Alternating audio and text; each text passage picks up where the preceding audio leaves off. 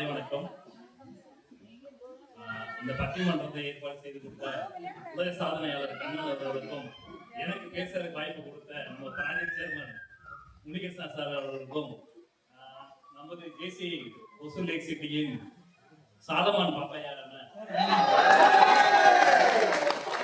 இன்னிசை மன்னர் சார் அவர்கள் 10 இல்ல 11.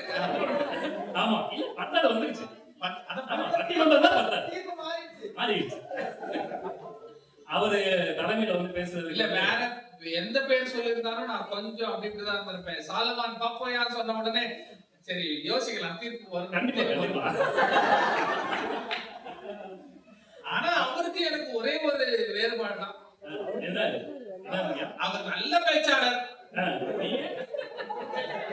நீங்க நல்ல பேச்சாளர், பாடகர் கூட. அவர் பாட்டு பாட மாட்டாரு.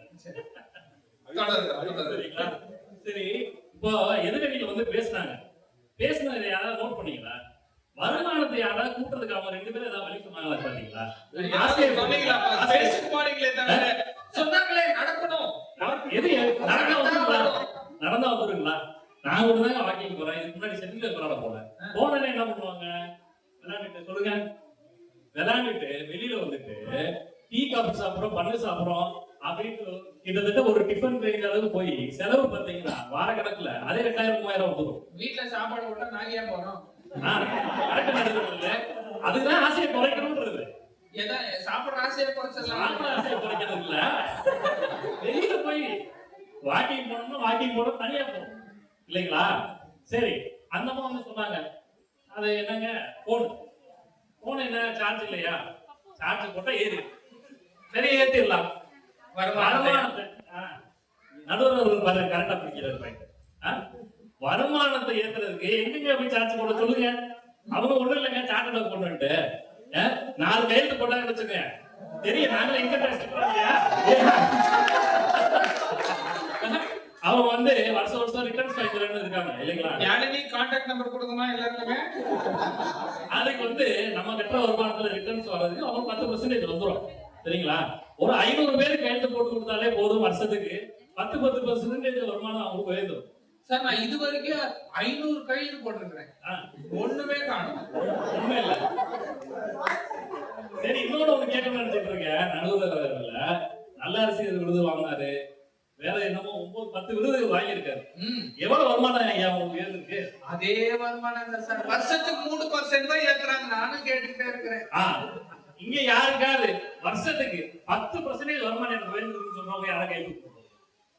ஒரே ஒருத்தர் இருக்காரு, யோகேஷ் இருக்கிறார் பாருங்க, கை கொடுக்கிறாரு. அதே ஒரே ஒருத்தர் இருக்காரு சரிங்களா? நான் 2002 பேர் இருக்காங்க. ஓகே, அருமை சரிங்களா? நான் 2005 வந்து வேலைக்கு போனேன் சரிங்களா? வருமானம் எனக்கு வர ஆரம்பிச்சு. அன்னைக்கு இருந்த வருமானத்துக்கு இன்னைக்கு 2025 சரிங்களா? எனக்கு வந்து கிட்டத்தட்ட அன்னைக்கு வாங்கினது கடையில் 100 மடங்கு என்னோட வருமானம் தான் வைத்திருக்கு. ஓகேங்களா? அப்படிங்கன்னா 10% கடையில் எனக்கு கூட தான். ஆனா இந்த மேடம் சொன்ன மாதிரி ஓட பணம் தான். நீங்க எவ்வளவு வருமானம் வந்தாலும் சரி, அந்த வருமானம் உங்க ஆசைன்றதுல கண்ணே மறைச்சிடும், அறிவே மறைச்சிடும். அதுக்கப்புறம் அந்த பானை வழியா போயிட்டே இருக்கும் ஒழிய உங்களை வந்து என்னைக்கு வந்து நிக்காது. மகிழ்ச்சி தராதுன்றீங்க. மகிழ்ச்சி தராதுங்க. எங்க எப்படிங்க மகிழ்ச்சி தரும்? அவங்க சொன்னாங்க, ரிலையன்ஸ் அவருக்கு வந்து ஸ்ட்ரெஸ் ஆயிட்டாருன்னா எங்க போவாரு? என்ன சுவிட்சர்லாந்து போவாரு, எல்லாம் கூட போட்டுமேங்க.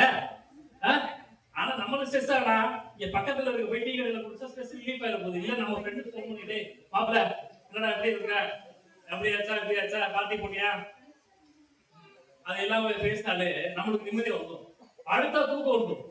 ஆனா அவர் அங்க போய் சுவிட்சர்லாந்துல போய் டீயை குடிச்சாலும் சரி, நிலால போய் டீயை குடிச்சாலும் சரி, அங்க போய் என்ன யோசிப்பாரு? நம்ம பிள்ளைங்க 3 பேர் இருக்காங்களே, அவங்க எல்லாம் உருவாங்களா?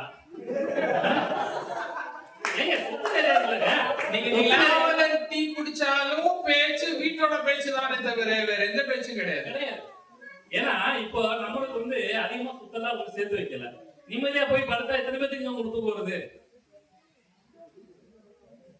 ஏன் பாருங்க, கண்ணெல்லாம் வந்து வருமானத்தை உயர்த்தணும்னு ஆசைப்படவே இல்லை. என்ன ஆசைப்பட்டாரு? உலக சாதனை புரியணும். பிளட் டொனர்ஸ் பண்ணணும் அப்படின்றதுனாலதான் வந்து நீங்க வந்து நிம்மதியா தூங்க முடியாது இல்லைங்களா? அப்படின்னு ஆசைப்படுறாரு இல்ல? ஆசைப்படுறாரு சார். எதுக்கு ஆசைப்படணும் இருக்கு? அதாவது அத்தனைக்கும் ஆசைப்படுன்னு சொன்னாங்க. அது சொன்னது யாருன்னு எனக்கு தெரியாது. சரிங்களா? ஓகே. புத்தர் நல்லது சொல்றேன். நீங்களா? ஆனா இன்னைக்கு அவங்க சொன்ன அர்த்தம் வேற இருக்கு இல்லைங்களா? நாம வந்து என்ன பண்றோம், எல்லாமே அந்த நம்ம வருமானத்தை வச்சு நம்ம கார் வாங்குறது, ஆப்பிள் போன் வாங்குறது இல்லைங்களா? அதுக்கப்புறம் வந்து நமக்கு தேவையில்லாம ஆடம்பரம், தேவைக்கும் ஆடம்பரத்துக்கும் நமக்கு வித்தியாசம் தெரியும். நான் வந்து கண்ணு பிஸ்கெட் வாங்குறேன்றாங்க, நல்லது தானே கண்ணு பிஸ்கெட் இல்லைங்களா? அன்னைக்கு நாளைக்கு வந்துட்டு எனக்கு ஆப்பிள் போன் வாங்கலையே, ஆப்பிள் போன் வாங்குற தகுதி இருந்தாலும் ஆப்பிள் போன் வாங்கல. இன்ஃபிளேஷன் சொன்னாங்களே, அந்த இன்ஃபிளேஷன் எப்படி நம்ம வந்து பாதுகாத்துக்கிறது? தங்க பிஸ்கட் நாளா ஆப்பிள் போன் நாளைக்கு உதவுமா? டிமார்ட்ல போய் சார் நீங்க ஒரு முந்திரி கொடுத்து வாங்கணும்னு போனீங்க, உங்க மேடம் கூட இருந்தாங்கன்னா இந்த நிலைமை வந்திருக்குமா? ஆசையை குறைச்சிருப்பாங்கல்ல. எங்க நீங்க போய்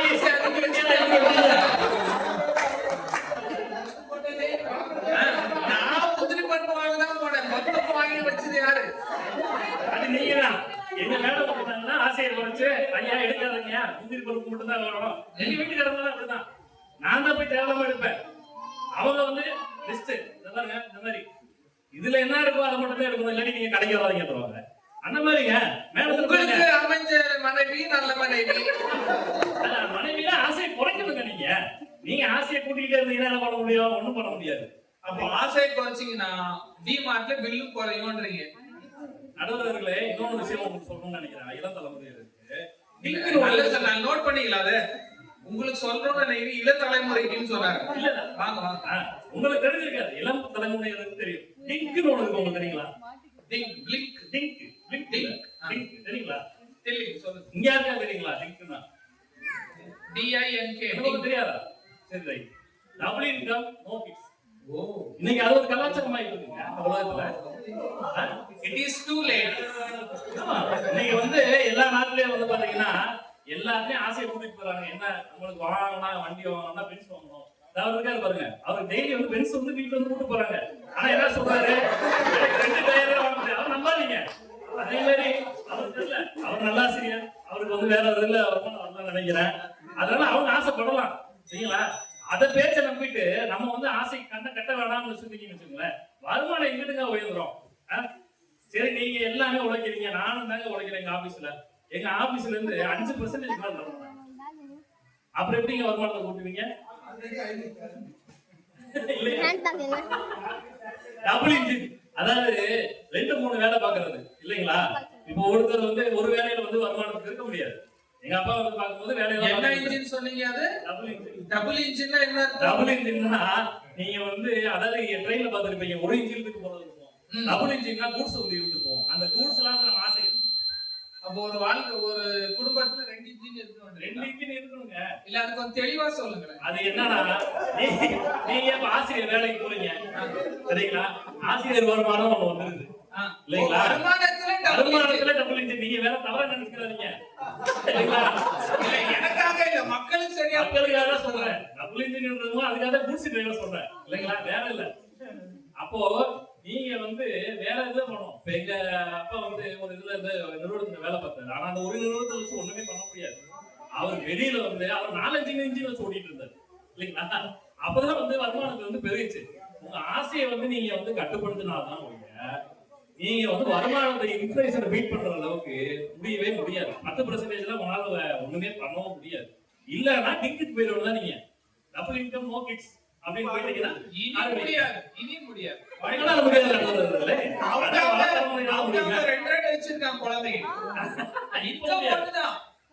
என்ன பண்ணணும்? தீர்ப்பே வந்துருச்சு. ஆசையை குறைங்க, வருமானத்தை உயர்த்துறது வழி தெரியுங்களா?